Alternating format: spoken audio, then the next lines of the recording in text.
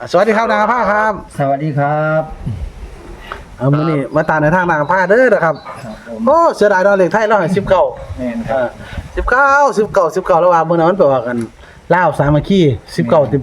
ครับ ๆในวันนั้นเนาะมันบอกลาวพัฒนาเนาะ ครับ ไทยก็บอกเสียดายอยู่ ครับ แก้มือใหม่สำหรับความฝันของนางผ้ามื้อนี้เนาะ ครับ เพิ่นฝันดีบ่หรือเพิ่นฝันมื้อใดมื้อคืนบ่เป็นตัวใดก็ลองไปฟังจากปากเพิ่นว่าเพิ่นฝันได้ตัวนั้นตัวนี้หรือตัวใดเอานางผ้าฝันแบบใดครับผม โอ้ยมาขึ้นเราไปสิประตูวันนี้ก็เลยเอาไปเขา1,240อืม ควบฝันน่ะมันสองกล้อง กล้องละจะบาท จะ กล้องละ620 กล้องละโ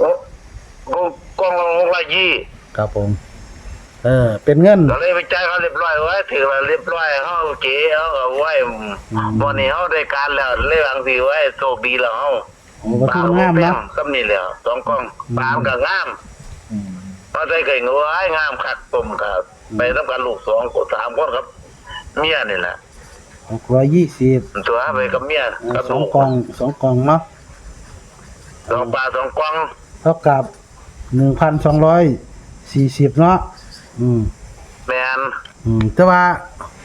ได้ประตูงามมาเจนาผ้า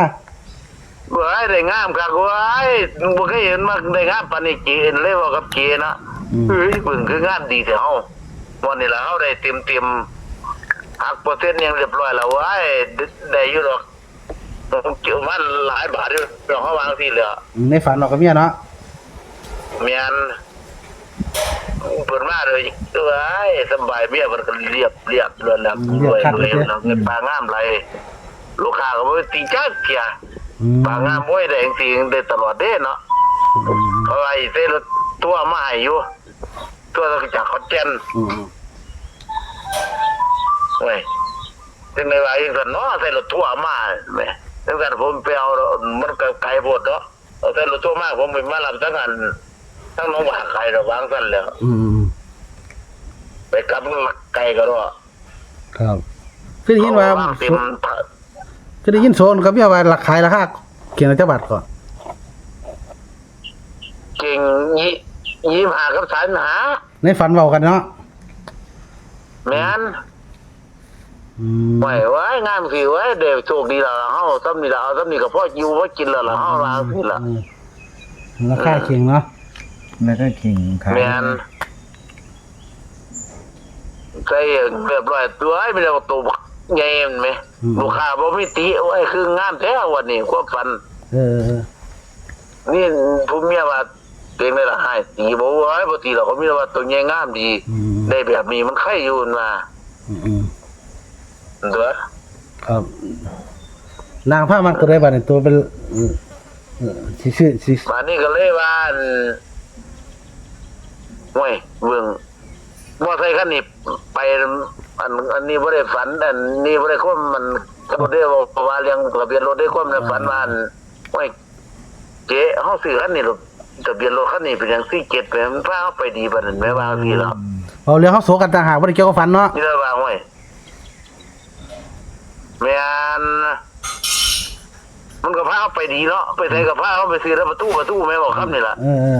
อันนี้บ่แม่นฝันเด้อนี่อัน47นี่เลขมักงั้นวะ ฝันไปมันพาไปแม่พาไปนี่แม่ เข้าใจอยู่ มันพาไปนี่แม่ เข้าใจอยู่มันบ่แม่นเว้าในฝัน ไป มันบ่ได้เว้าในฝันมันเป็นมาเว้าส่วนตัวตื่นแล้วกับเมียซื่อ บ่แม่นความฝัน ฝัน นี่ เนาะห่วย โอ้อาจารย์เนี่ยโอ้ย ความฝัน ผมก็ยังว่าคนละว่าผมฝันอยู่ ก็ฝันวานไปพาไปไหนก็ไปนำไปนำโอ้ยครับคุณน่าเอาสิตัวนี้เป็นจังเก๋เรื่องราวสิ ฝันเนาะผมฝันในก็ฝันนี่แหละ ผู้เมีย อืม ผู้บ่าวพาไปดีๆเนี่ย อืม เอาฝันในฝันนี่ว่าในฝันนี่ว่าซื้อเลขตัว47นี่เนาะ แม่น ตัวทะเบียนรถนี่แม่นบ่ มันก็บ่ได้ฝันฟังก่อนเด้อ โอ้เริ่มใหม่บ่ทำเป็นหยัง ไปดีแท้ บ่ปล่อยไปโดนปล่อยแล้วออกไป เขาเจ้าจะจับกุมบ่ดอก วันนี้ความฝันในฝันเนี่ยว่าเจ๊มันเอาคือวันพาไปดีเดี๋ยวซื้อรถเพียงซื้อเก็ตผู้เมียว่าบ่ต้องซื้อหรอกบ่ซื้อห้ามออกบางสั้น อืม ผู้เมียว่าอยากไปซื้อร้านไข่ประตูนี่ล่ะประตูพาเข้าไปนี่ล่ะอีหยังนี่ล่ะบอกกันว่าบึกเราตามหูความดอกเอาตามนี่ลองเบิ่งดูห้ามันออกตัวเลยวางซี่ เลยตื่นพอดี ก็สันเนาะเพราะว่าได้ฝันเนี่ยก็จะว่าอันนี้เนาะ ในฝัน เอาไงว่าได้ฝันนั่นแหละมันเขาจะไง ครับ ว่าไงว่าซื้อเรียกรถซะมันพาเขาไปสั่นไปนี่ดี แม่น ดาราบอกสั่น แม่น ถ้าเขาจะไง ครับผม บ้านนี้มักตัวไหนบ้านนี้ให้ซื้อบ้านนี้ เบื่อก็เลยแต่หมอเราจัดใส่เอาแล้วบ้าน เอาให้บอกครับมันก็4 7ครับ2 5 3 5นี่ตัว เมียนเท่านั้นแล้ว เพราะว่าราคาประตูคือค่ามักราคาคองกันแล้วแต่เนาะ เมียนเพราะว่าราคาขายละ2 5 3 5นี่แหละ เอาตับนี้เราสั่นต้องจิบ่หลายตัวเนาะ ครับผม เอาเด้อพี่น้องก็ถือว่านางกระพาเพิ่นก็ฝันแล้วล่ะนะครับฝันดีอยู่ ครับผม แต่ว่าก็สอนหลายเติบจังหน่อย ครับ เพราะว่าเราก็เว้าฝันเราก็เรียบเรียงบ่เก่งเนาะมันรวยก็อาจสิบ่เข้าใจเราเนี่ย เบี้ยงบ่เก่งบ่คือหมอนั่น เอานะครับนางกระพาว่าไปซื้อปลาทูอยู่ขอนแก่นเด้อนะครับในราคากล่องละ620 2กล่องนะครับเท่ากับราคา 1,240 นะครับส่วนเพิ่นเว้ากันโสกันว่าปลาทูงามสิไปขายกล่องละไอ้เข่งละ25 บาทกับ35 บาทนะครับเพิ่นก็เลยโสกันในฝันนั่นแหละว่ารถเพิ่นนี่พาไปหันมานี่พาไปซื้อของบ่เซานะครับก็คือบ่ซื้อเลขรถบ่แน่ซีเกต นะครับ นะครับก็คือบ่ซื้อซีเกตแน่นะครับก็เลยลงให้นะครับ ตัวเน้นคือราคาปลาทู2535แล้วก็ซีเกตนะครับประมาณนี้นะครับ ส่วนเลขกล้องเนี่ยก็เลยถ้าพี่น้องจะมักก็ลองพิจารณาเอาเนาะ620นะครับ อันนี้เป็นราคากล้องที่ขายนะครับ